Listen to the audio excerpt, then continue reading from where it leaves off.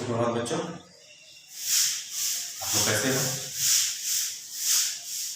आज हम लोग जो है हिंदी व्याकरण में क्रिया के बारे में अध्ययन करेंगे। इसके बारे में क्रिया के बारे में कि क्रिया किसे कहते हैं और कुछ क्रिया शब्दों के बारे में जानेंगे और उन्हीं शब्दों को लेकर के जो है हम लोग वाक्य भी बनाएंगे और जानेंगे कि आखिर किसी भी वाक्य में हम क्रिया को कैसे पहचानेंगे कि वो क्रिया है या फिर कर्ता है या कर्म। ओके, तो आइए हम लोग स्टार्ट करते हैं और देखते हैं क्रिया। तो आप लोगों के लिए एक प्रश्न है कि क्रिया किसे कहते हैं, उदाहरण देकर स्पष्ट करें। इस प्रकार का प्रश्न आज तुम लोग के पास, ठीक है। अगर प्रश्न किया जाए कि क्रिया किसे कहते हैं तो इसका मतलब इसकी परिभाषा को लिखना है और उदाहरण देकर स्पष्ट करें। तो परिभाषा लिखने के बाद जो है परिभाषा के अनुरूप, परिभाषा के, ठीक है, द्वारा जो है उसी के आधार पर हम कुछ क्रिया शब्द को भी लिख सकते हैं और उन्हीं शब्दों के माध्यम से हम वाक्य भी बना सकते हैं। तो देखते हैं कि उनका परिभाषा क्या होता है। जिन शब्दों से किसी काम के करने या फिर होने का पता चले उन्हें क्रिया कहते हैं। ध्यान दोगे कि जिन शब्दों से वैसा शब्द जो काम के करने या फिर होने का पता चलता है उसे हम क्या कहेंगे, क्रिया कहेंगे। जैसे, ठीक है, पहले कुछ क्रिया शब्दों को देखते हैं। खाना, पीना, दौड़ना, बोलना, हंसना, रोना, पढ़ना, लिखना इत्यादि। ये सभी जो है क्या है, क्रिया शब्द है। कौन सा शब्द है ये, क्रिया शब्द है। इन्हीं शब्दों को लेकर के हम कुछ वाक्य बनाएंगे और जानेंगे कि किस तरह से किसी भी वाक्य में हम क्रिया का प्रयोग कैसे करेंगे और उसे हम कैसे पहचानेंगे। जैसे उदाहरण लेते हैं। सबसे पहला जो है, तोता आम खाता है।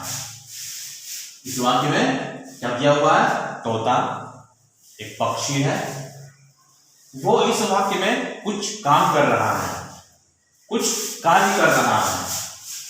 किस तरह का काम हो रहा है यहाँ पर, तोता जो है इस वाक्य में कुछ काम कर रहा है। तो कौन सा काम कर रहा है इस वाक्य में, खाने का काम। क्या काम कर रहा है, खाने का काम कर रहा है। कौन, तोता, ठीक है। तो तोता जो है खाने का काम कर रहा है, तो वो क्या खा रहा है, आम। क्या खा रहा है, आम खा रहा है। तो इस वाक्य में जो है अगर पूछा जाए इस वाक्य के अनुसार कि तोता जो है वो इस वाक्य में कौन सा काम कर रहा है, तो आप लोग क्या बताओगे, जी हाँ, क्या बताओगे, खाने का काम कर रहा है। क्या खा रहा है, आम खा रहा है। तो आप लोगों को परिभाषा में बता दिया गया है कि जिस शब्द से किसी काम के करने या होने का पता चले, ठीक है। तो यहाँ पर वैसा कौन सा शब्द है इस वाक्य में जो कि हमको पता चल रहा है कि कुछ काम हो रहा हो। तो ये जो खाता अर्थात खाना शब्द है, यही शब्द जो है इसी शब्द के माध्यम से हम ये पता कर सकते हैं और ये पता हो रहा है और ये ज्ञात हो रहा है कि इस वाक्य में कुछ काम हो रहा है। कौन सा काम, खाने का काम। तो ये खाता अर्थात खाना क्या हो जाएगा, तुम्हारा क्रिया शब्द हो जाएगा।